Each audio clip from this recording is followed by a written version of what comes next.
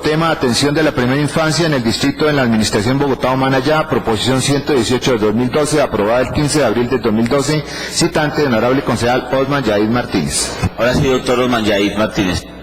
Bueno, para poner en contexto a las personas que de alguna manera preguntan qué es primera infancia y cómo se define la primera infancia. La primera infancia es la etapa de la vida que va desde el nacimiento hasta los 6 años de edad, según la UNESCO en el 2012. ¿Cuál es la importancia de esta primera infancia? Pues la importancia nada más y nada menos es que los efectos de lo que ocurre durante un periodo de embarazo y los primeros años de vida de un ser humano suelen ser duraderos y en algunos casos permanentes. La primera infancia no solo resulta desde el momento que nacen nuestros niños, sino desde el momento mismo de la concepción. Ya el Estado tiene que llegar a proteger a este prematuro. Los niños y niñas aprenden durante los primeros años. Lo que aprendan estos niños va a determinar en gran medida tanto su desempeño en primaria como los logros intelectuales, sociales y laborales a lo largo de su vida. Uno pregunta, ¿por qué nuestros adultos muchas veces no tenemos el nivel de productividad que deberíamos tener? Y es porque no tuvimos una verdadera inversión desde nuestra primera infancia. Yo quiero ponerle un ejemplo, señora secretaria y señor secretario de Educación, de Integración Social y Educación. Recuerdo tanto un día en Integración Social, cuando llegó una mamita a mi oficina en Integración Social a decirme: Osman, ¿cómo es posible que voy al jardín y las profesoras de pedagogía tienen a los niños caminando en un palo? ¿Qué clase de modelo pedagógico le están brindando a nuestros niños? Y yo llamé a la pedagoga. Mire, tengo esta queja de esta madre de familia, ¿qué le respondo? Y me dijo, jefe, porque así acostumbran a llamarnos dentro de Integración Social a todos, jefe, me explicó. Me dijo, cuando el niño camina en un palo, le estamos enseñando equilibrio.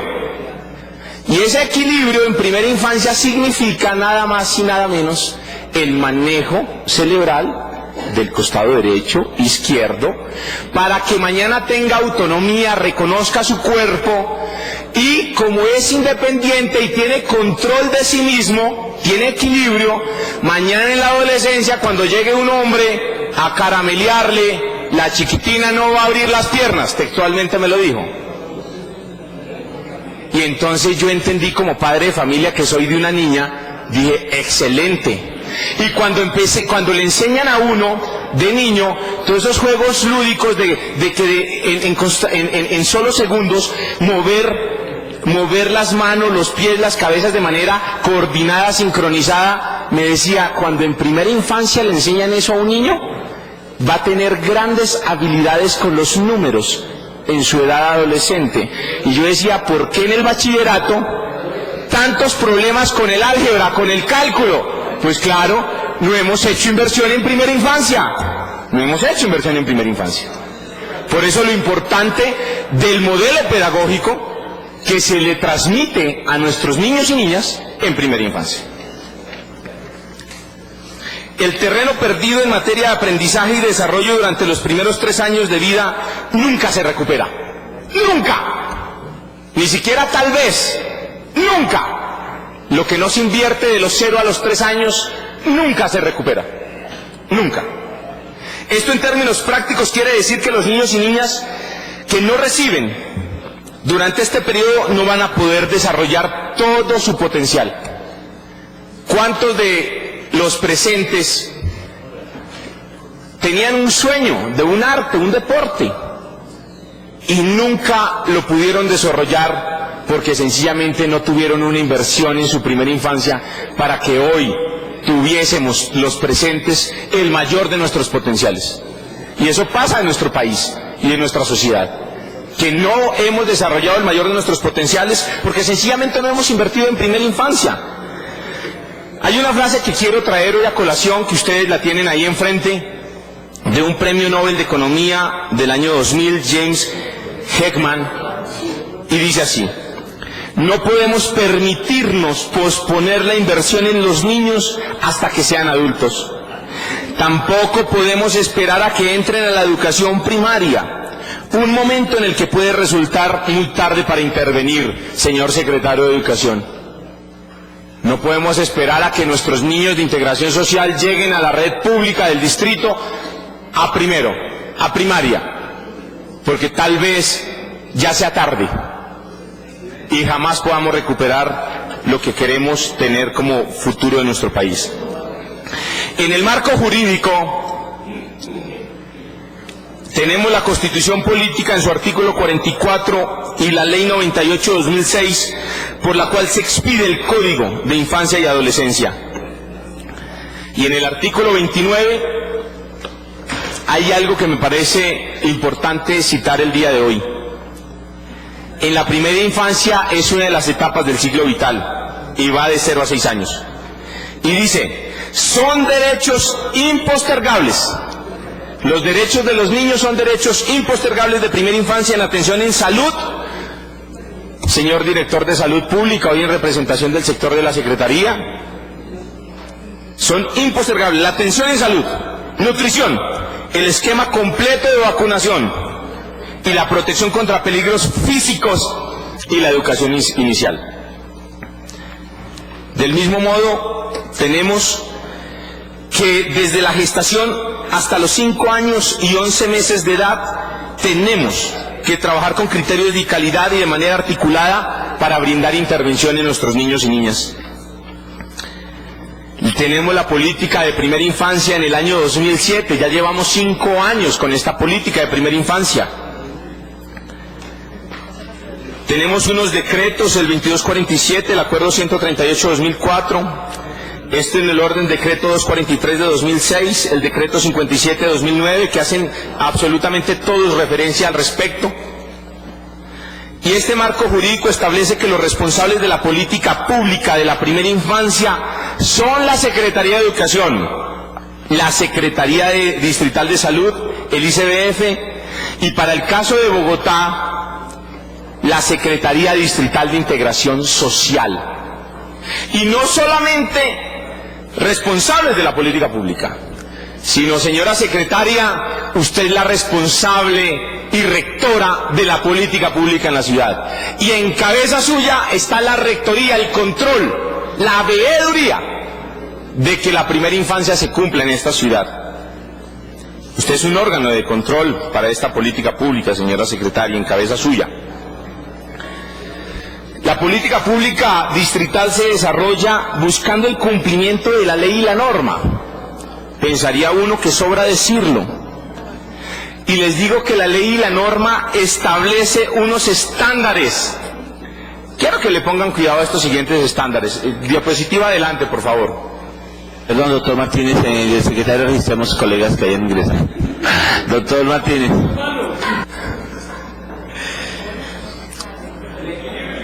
Señores secretarios, pongan atención a estos estándares y quisiera me preguntaran ahorita, y si no yo les doy la respuesta. Estos estándares, ¿a qué nivel de porcentaje los estamos cumpliendo? Nutrición y salubridad, ambiente adecuado y seguro, proceso pedagógico, talento humano y gestión administrativa. Toda la información y datos que voy a citar en este debate es información que el gobierno nacional y distrital me ha dado respuesta. Muchos de ustedes me contestaron y de allí tomé estas cifras.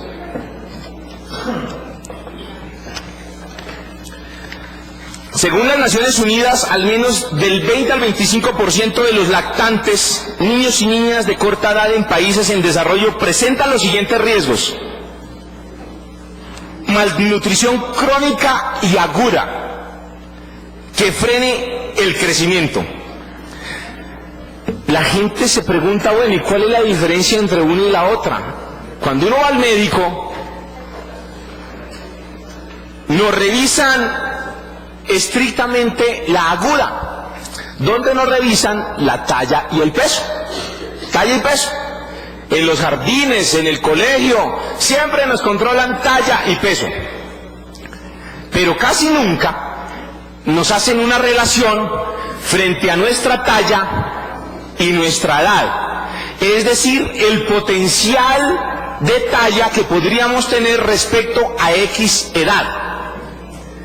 Claro, cuando le dicen a uno la aguda es que es un niño, frente a esta talla debería tener X peso, entonces alimentémoslo otro poquito, pero es una decisión mediática. Pero nadie ha revisado que con la crónica, si la atacamos, podemos beneficiar de manera generacional nuestra población. Ustedes recordarán, y aquí nuestro compañero historiador me podrá rectificar, en los años 1800, ¿cuál era la estatura promedio de los colombianos? 1,50, 1,60. En el último siglo y en los últimos años, ya nuestra medida promedio supera el 1,70, cerca del 1,80. Ya tenemos gente en este orden, en este promedio. Eso significa que si nosotros invertimos desde hoy en una excelente nutrición en nuestra gente, podemos en nuestras siguientes generaciones poder tener el mayor potencial de talla en la gente. Y no solo en talla, porque una de las medidas de subdesarrollo en el mundo es su estatura. Es una. Doctor Salamanca, tenga tranquilidad, doctor Salamanca.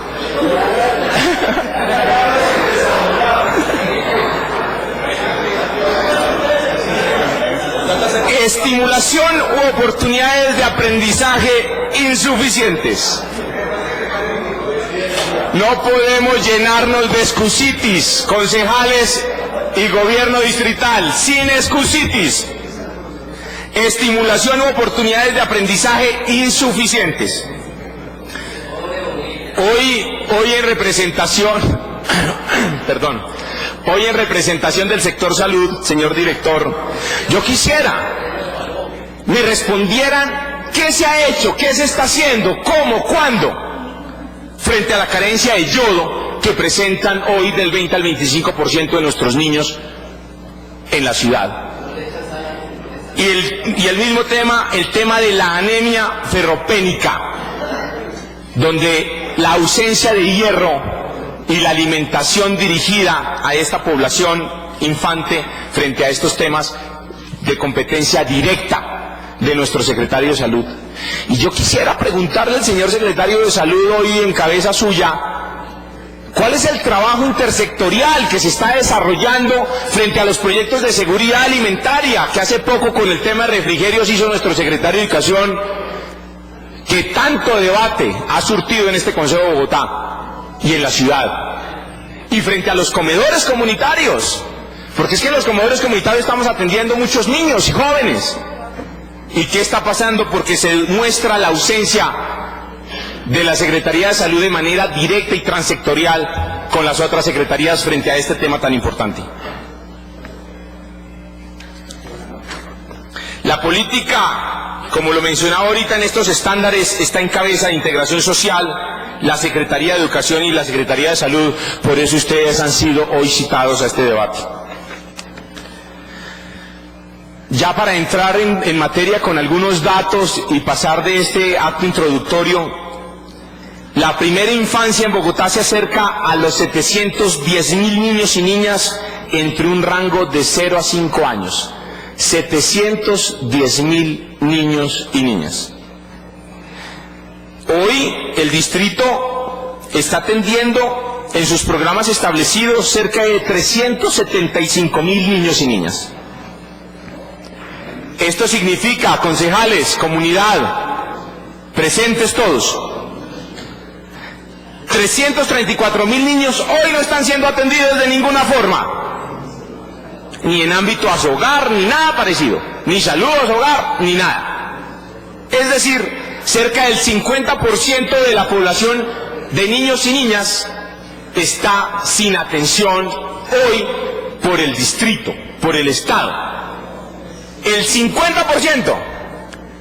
Yo quiero traducir de manera rápida. Eso significa que tenemos una probabilidad de seguir en este subdesarrollo, en bajos niveles de productividad, en estos 50% de problemas de nutrición crónica, en un 50%. Cerca del 50% no lo estamos atendiendo y no se hace nada hoy para atenderlo. Y son cifras que ustedes mismos me han reportado. Yo quiero saber cómo, cuándo, en esta administración lo vamos a hacer. ¿Cuáles son las metas año a año? Porque en el plan de desarrollo se planteó de manera macro. Pero ya es hora de saber de manera específica, año a año, vigencia tras vigencia, qué vamos a hacer. Porque yo hice salvedad en un artículo que decía que, porque pusieron metas ambiciosas, pero un articulito chiquito, que yo lo llamé el mico, que si no hay los recursos suficientes no se cumplirán estas metas. Es decir, de entrada ya me están diciendo que no las quieren cumplir. De entrada. El concejal Durán en eso tuvo mucha razón y yo hice la salvedad al respecto. Hoy les quiero decir algo. En la oferta de la Secretaría Distrital de Integración Social tenemos hasta los 5 años 53.242 niños. Y tenemos una demanda, o sea, niños que van y tocan las puertas de nuestros jardines, de 75.354. Es decir, hoy de manera directa la gente pide 4 veces la capacidad que tiene integración social. Y no todo el mundo va a tocar la puerta de los jardines de integración social. Es decir, como lo mencioné antes, hay casi el doble de población que no se acerca y nosotros tampoco la buscamos. Porque es que el Estado no solamente es responsabilidad según la Constitución y el marco constitucional, la deuda de alimentos no solamente es para padres ni familiares. En ausencia de estos, el Estado tiene que asumir esa deuda de alimentos y paternidad frente a nuestros niños y niñas. Es decir, es nuestra responsabilidad ir a buscar a esos niños y niñas que no están siendo atendidos. No debemos esperar a que los padres de familia decidan buscarnos como Estado para atenderlos. Es nuestro deber ir allá y ubicarlos y atenderlos. Es nuestro deber. En las localidades donde mayor demanda de cupos hay, Bosa tiene hoy una demanda no atendida de 12.571 niños, Ciudad Bolívar 11.000 algo, Suba, ahí tenemos las cifras. Pero quiero decirles algo, la mayor demanda, no, esa no es la diapositiva, les voy a dar aquí los datos exactos. Suba 9.807, Kennedy 8.894 y Usme 6.952. Son las localidades con mayor demanda. Hoy me preocupa muchísimo es que en la atención de niños y niñas, si ustedes bien pusieron atención, la mayor inversión que hay que hacer en niños y niños es de 0 a 3 años.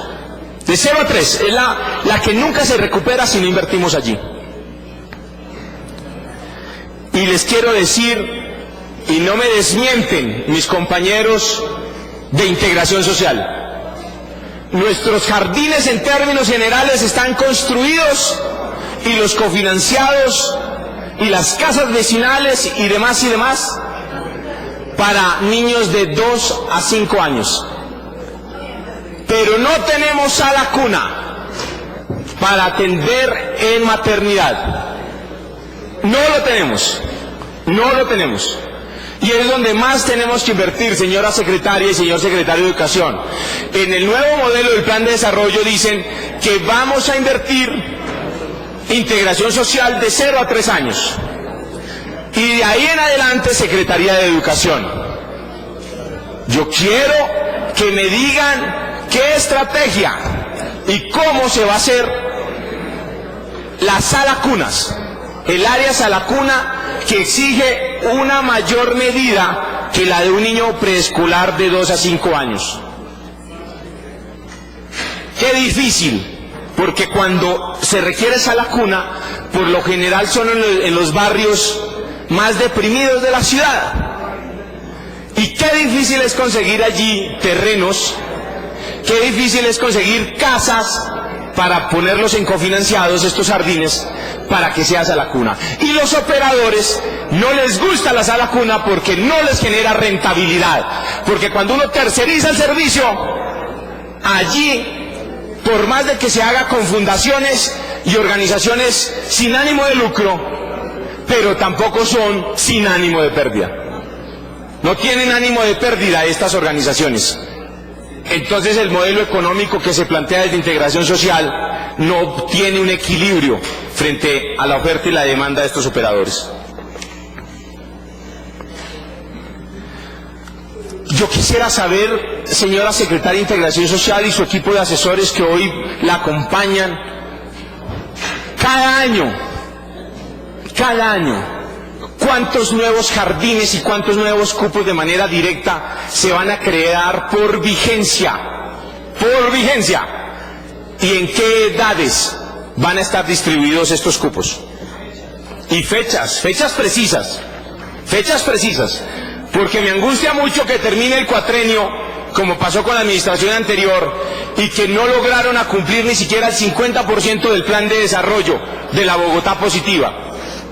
Y yo quiero adelantarme, porque no espero de que Bogotá Humana ya termine por no cumplir sus compromisos que hizo con este Consejo de Bogotá y con la ciudad en general.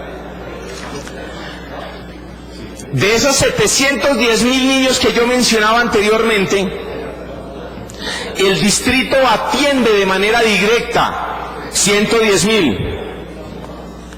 La Secretaría de Educación 63.000. Señor secretario, ¿cómo vamos a atender lo que nos falta? Muchas gracias.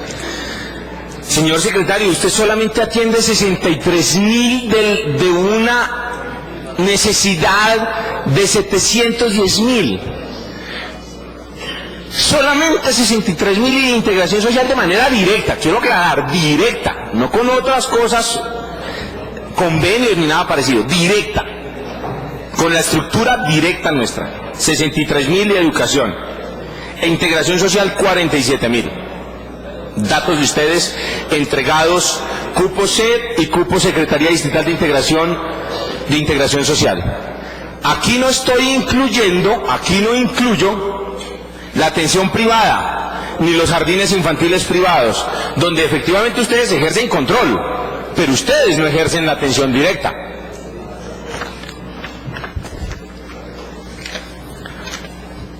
Yo quiero, señor secretario, porque es que usted debería hoy de hacer el traslado de niños mayores a 3 años a su entidad, tener hoy una capacidad sumada a la que ya le indiqué, de 149.253 niños. Hoy. Y yo quisiera saber cuándo van a hacer el tránsito de estos niños de integración social a educación. No me queda claro todavía. O si integración social y educación van a seguir haciendo ambos de manera paralela el servicio y no vamos a trasladar estos chiquitines de un lado a otro. Quiero preguntarlo. Hay unos lineamientos de la política pública, de los estándares que ahorita mencionaba, ahí en esa diapositiva precisamente. Los estándares que se tienen que cumplir. Miren estas cifras, concejales, toda vergüenza mostrarlas. Y da vergüenza que hoy estemos en estos índices. El modelo pedagógico, imagínense, ¿cómo vamos a lograr? Ahora entiendo por qué ningún colegio distrital aparece dentro de los mejores 100 colegios de Bogotá. En el ranking de los 100 mejores colegios. No aparecen. Y luego preguntan que por qué no queremos a nuestros hijos allí. Por eso la gente hace manifestaciones cuando les iban a quitar los convenios en diciembre. Porque la gente siente que el modelo pedagógico que ofrecen en el colegio privado es mejor que el público. Y no debería ser así. Tenemos que lograr que la gente se pelee de manera orgullosa por tener a sus hijos en la red distrital, porque es la mejor educación. Ese es el gran reto, señor secretario de Educación. Pero como usted se dedica en prensa a hablar de clientelismo y no se concentra en lo importante, pues ¿cómo lo vamos a lograr? ¿Cómo lo vamos a lograr? Modelo pedagógico. Solamente el 57% de los jardines cumplen en su totalidad con el modelo pedagógico. Ni siquiera la mitad. Solo la mitad. Y luego preguntamos que cuál es el futuro académico. Por eso, pregunten cuántos premios Nobel hemos tenido en los últimos 100 años. Cuántos empresarios de orden multinacional, cuántos artistas de sobra tenemos, cuántos deportistas y talentosos tenemos. Miren el resultado. Desde la primera infancia no les damos el mejor modelo pedagógico. ¿Cómo queremos talentos y brillantez humana en nuestro país si de 0 a 5 años no invertimos en el modelo pedagógico? En lo mínimo, en lo más importante, creería yo. Talento humano. El 52% solamente cumple con los estándares que se le siguen. Y cuando uno habla de estándar, uno no pide lo máximo, uno pide lo mínimo. Y ni siquiera cumplen lo mínimo. Nutrición y salubridad del 43%. Seguimos mostrando desnutrición en nuestra ciudad en de 0 a 5 años. El alcalde dice que están muy gordos. Claro, pero es que están gordos nuestros niños, pero tenemos 350.000 niños sin atención. Gestión administrativa, 54%. Y esta cifra sí que es aberrante. Ambientes adecuados. Les voy a explicar qué son ambientes adecuados, 13%. Y ejemplos hay por montón. Yo traje aquí un par de los que conozco, de los que yo conocí. Y han pasado 3 años que salí de integración social y los jardines siguen igualitos. Y hoy están iguales. Y nadie ha hecho nada. Y los 1000 jardines esperemos a ver cómo van a ser. Ambientes adecuados. 13% en ambientes adecuados. Solo el 13% de los jardines cumplen con un ambiente adecuado para nuestros niños. Con la totalidad de su estructura. Es decir, nuestros jardines, nuestra estructura física, hoy tienen un riesgo inminente de hacerle daño a nuestros niños. Primero, no tienen una estructura de plantas físicas. Denuncia que yo ya hice hace 3 meses y que hemos hecho. Señora secretaria, faltaba contratar más arquitectos e ingenieros civiles para que hicieran las visitas técnicas en los jardines. Lo hice aquí hace 3 meses. Y yo quisiera preguntar si ya tiene todo el equipo contratado. Contraten gente, le dije a la anterior secretaria, que la doctora Consuelo Humado intentó hacer cosas positivas después de mi denuncia. Debo reconocérselo. Sin embargo, no ha sido suficiente. Y ahora su responsabilidad, señora secretaria. Y usted no es nueva. Ya lleva 3 meses en la entidad. Entonces no la voy a tratar como tal. Hoy vengo a exigirle, porque usted ya estaba directora territorial, una de las direcciones más importantes que tiene la Secretaría. O sea, usted ya conoce la problemática. Entonces yo quiero que hoy me dé respuestas concretas de qué se ha hecho y cómo se va a seguir haciendo. Pero esto de los ambientes adecuados significa que nuestros jardines no tienen las características sismoresistentes. Allí hay que diferenciar los sanitarios que tienen nuestros niños, que son especiales, con lo de los adultos. Las tejas, el aire, están la iluminación natural, los cimientos, etcétera. El ambiente mismo. Tener un patio de recreación dentro del área del jardín. Y no estamos cumpliendo ni el 13%. Y si esto es de nuestros jardines, yo quiero preguntar cómo son los jardines de orden privado que montan en un barrio, en una casa de familia, y que también están bajo su control y responsabilidad. Yo pregunto, ¿pero dónde hay de esos jardines? Preguntarán. Revise Villamalia en Engativá, yo mismo lo conocí. Están que lo trasladan hace 1000 años y nunca lo trasladan. Al lado de un caño está. Cuando llueve se devuelven las aguas negras y aguas lluvias. Imagínense el problema de salubridad para nuestros niños. Jardín La Estrada está en un 3er piso, imagínense. Presidente y compañeros concejales, hay un jardín que yo conocí, imagínense cuántos jardines de estos hay con esa cifra del 13%. Jardín La Estrada está en un 3er piso en un centro de salud del hospital de Engativá. Imagínense para evacuar niños de 2 años, si uno de adulto en una emergencia catastrófica, ¿cuánto se debe demorar un adulto que tiene independencia al caminar y al moverse para salir de este jardín? Pensemos en nuestros hijos, porque es que en estos jardines están nuestros hijos. ¿Quién de ustedes quiere que los llamen y le digan que su hijo, en un desastre catastrófico de algún jardín, le sucedió lo peor? No quiero imaginármelo, como padre de familia que soy. Y no pienso en mi hija, pienso en todos los niños de nuestra ciudad, a los que nos interesan los niños de esta ciudad. Por eso vinimos hoy a exigirle al gobierno distrital nos dé respuestas concretas, reales, sin mentiras. Pero, profesor Celio, perdóneme de llamarlo así, permítamelo. Usted le ha insistido en los diferentes debates al señor secretario de Educación y hoy le hallo la razón, hoy le hallo más la razón. Se la ha hallado siempre, pero hoy aún más. El cumplimiento del tema de recurso humano se tendrá por cada 20 niños o niñas un profesional,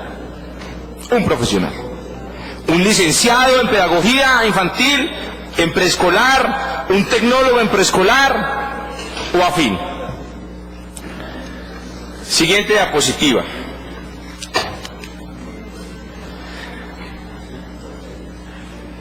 Siguiente. Ahí. Quise solamente llamar 5 localidades, concejales, solo 5 de las 20.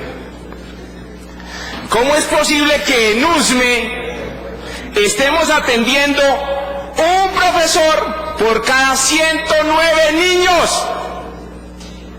Casi 6 veces lo que dice el estándar. Porque el estándar le indicaba que es lo mínimo. Es decir, ojalá no fuesen 20, uno de 20, sino ojalá un docente por 15 o un docente por 10. Estamos en 109. Señores, personería, ustedes, ¿quién está en la personería, por favor, y en la veeduría? Personería y veeduría. Quiero, y en verdad les pido por medio de la presidencia, que me informen a mi oficina, 409. Intervengan de inmediato esto. ¿Cómo es posible que un docente por cada 109 niños en Usme, Bosa 102 niños por una sola profesora, 55 en Bosa, Ciudad Bolívar 82, Kennedy 35? Esto es maltratar al profesor y esto es vulnerar de manera directa los derechos de nuestros niños, señor secretario. No, señor secretario, a mí sí me parece, y con respeto se lo digo, es de mala educación decirle mentiras a la ciudad y desconcentrar el ambiente. Cuando uno dice, señor secretario, y eso no me parece que usted tenga que seguir diciendo en los medios cuando no es cierto, señor secretario. Dígame cuántas personas usted me ha contratado a mí en la secretaría. Ninguna, señor secretario. Y todo el tiempo se la pasa en los medios manifestando de clientelismo. Contrate profesores, contrátelos. Y lo mismo en integración social, contrátenlos. Yo estudié en la Universidad Distrital y son cientos de profesionales que salen de la Facultad de Ciencias y Educación, licenciados de todas las áreas, incluyendo preescolar.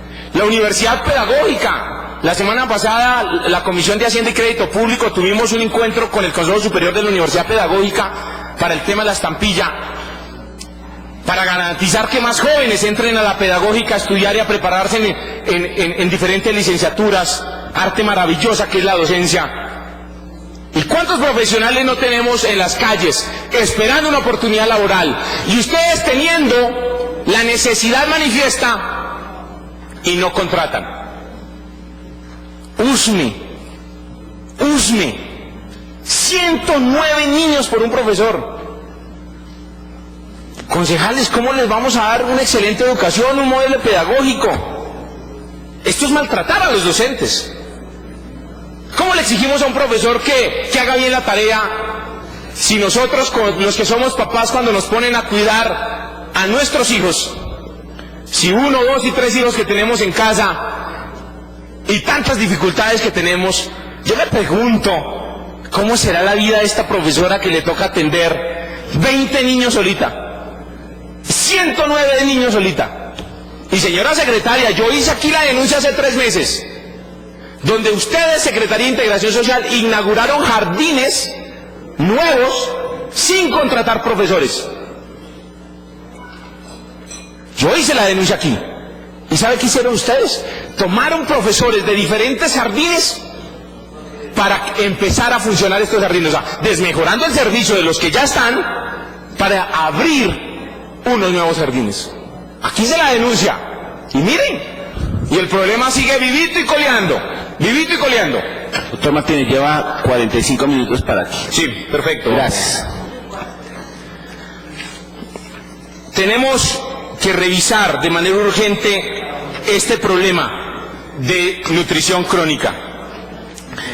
En Bogotá está ocupando el primer puesto de desnutrición crónica, no en niños generalmente, sino de 0 a 5 años, específicamente. O sea, ya de 5 años en adelante, con la entrada a la educación básica primaria, con los comedores comunitarios, con los programas de seguridad alimentaria, ya no estamos en los primeros lugares de nutrición aguda, pero en desnutrición crónica sí la estamos presentando en nuestros niños de 0 a 5 años.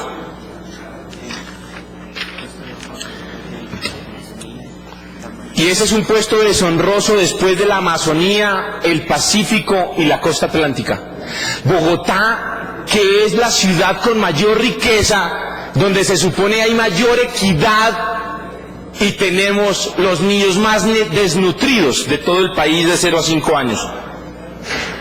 Hoy las localidades que más presentan esta desnutrición de 0 a 5 años es toda la ronda oriental de Bogotá, desde el centro, Candelaria, Santa Fe, Usme, San Cristóbal, Sumapaz. Es la ronda que mayor desnutrición muestra, sobre todo en los primeros 24 meses.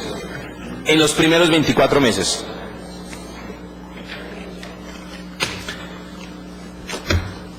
Hay una desnutrición crónica, y este es un informe que me lo presenta el Sistema de Vigilancia Alimentaria y Nutricional, SISVAN, información que recibí de la Secretaría de Salud.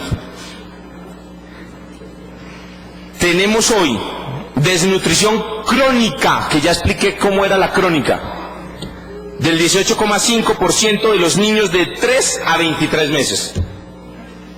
Y 22,5% de los niños de 24 a 36 meses. Tenemos problemas muy graves en la primera infancia de 0 a 5 años.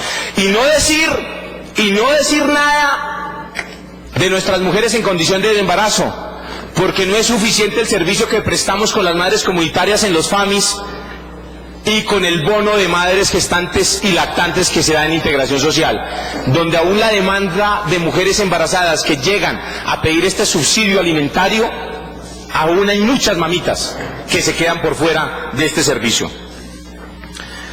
En síntesis, ya para terminar, compañeros concejales, yo puedo decir que el distrito no se toma en serio el desarrollo integral de la primera infancia.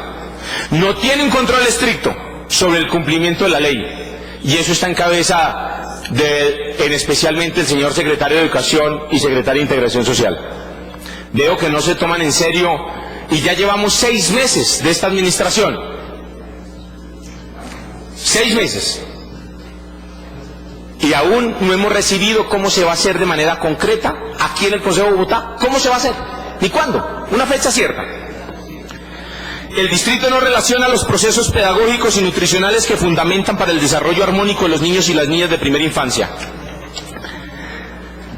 Yo diría que deberíamos crear unos jardines integrales que concilien de manera armónica en un proyecto educativo la formación humana con la educación, la salud, la nutrición, la lúdica y el manejo de las relaciones familiares. Díganme, ¿en cada cuánto hacen reuniones de padres de familia en los jardines de integración social? Yo quiero que hagan un llamado de atención a los subdirectores locales, porque el trabajo está descargado estrictamente en las coordinadoras. ¿Cuándo se ha hecho un trabajo intersectorial con los padres de familia de nuestros jardines de integración social? Los niños están bien nutridos mientras están en nuestros jardines, pero en proceso de vacaciones, y eso pasa en educación también, mientras están estudiando, tenemos una buena alimentación. ¿Qué pasa con los fines de semana y las vacaciones? Cuando regresan los niños de vacaciones y se les hace una medida, se encuentra que volvieron los índices de desnutrición. Eso significa que no estamos articulando el trabajo institucional con el familiar. ¿Dónde está la familia? No la estamos involucrando, y esto tiene que ser un modelo integral con la familia. Señora secretaria de Integración, usted directora anterior del área territorial, ¿me va a tener vigilante usted en algo? Comedores comunitarios. Sigo diciendo que el comedor comunitario es un buen modelo de seguridad alimentaria para personas vulnerables. Pero ¿qué vulnerabilidad tiene una persona en edad productiva de 20, 25, 30, 35 años que va a alimentarse de manera gratuita? Se levanta bien tarde, porque es que yo viví esa experiencia frustrante para mí. Porque estamos alimentando pobreza mental. Porque la gente llega en edad adulta, allí a estos comedores comunitarios, van y almuerzan gratis y se regresan a ver todas las novelas de la tarde en su casa. Y uno los convocaba a los talleres de productividad y nunca aparecían. Y nunca aparecían. Modelo de productividad que no ha sido eficaz y eficiente, señora secretaria. Estos jardines de integración social deben estar destinados exclusivamente a nuestros niños, jóvenes en edad escolar, y a nuestros abuelos, e inclusive nuestra población en condición de discapacidad. Si hay adultos, tiene que ser por un periodo extremadamente corto y muy preciso. Pero hay gente que lleva 2, 3, 4 y 5 años desde que nacieron los comedores comunitarios en ese servicio. Y vaya, revisa si cambió su nivel de ingresos, su nivel de productividad. Un día una señora me dijo, le conseguí allí estando en integración social, un empresario llegó y dijo que necesitaba un agente para servicios generales y oficios varios, y le dije a una de estas señoras que ya le había conseguido un empleíto en una empresa que me había ofrecido, y la señora llega y después de que había venido meses atrás a llorarme que estaba en una situación horrible y que necesitaba los 1000 subsidios que da el distrito y la nación, y luego me dice que no me recibe el puesto porque si se llega a enterar la nación o el distrito le quitan los subsidios, y que ella prefiere quedarse sin trabajo y seguir recibiendo los subsidios. Ese asistencialismo extremo genera pobreza mental. Qué mal le estamos haciendo a la ciudad con ese asistencialismo extremo, sobre todo a los adultos. A los niños subsidiémosles todo, nutrición, educación, salud, subsidiemos todo a nuestros niños, pero no podemos alimentar mentes perezosas en nuestros adultos. Yo insistí al inicio, ¿cuántos premios Nobel tenemos? ¿Cuántos empresarios, artistas y demás? Eso tenemos que pensar.